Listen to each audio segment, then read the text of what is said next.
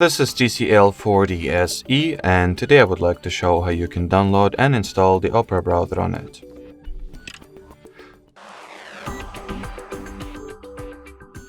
So to start, you will need to launch the Play Store, connect your smartphone to Wi-Fi, then at the search bar input the Opera query.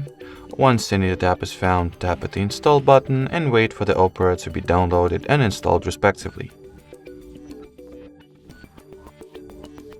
Once the app is ready, you can go ahead and launch it.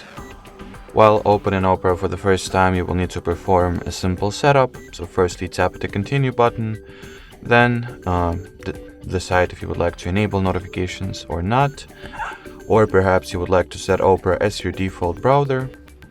And at this final page, you can customize the data collection preferences or allow everything that it asks for and start using the app.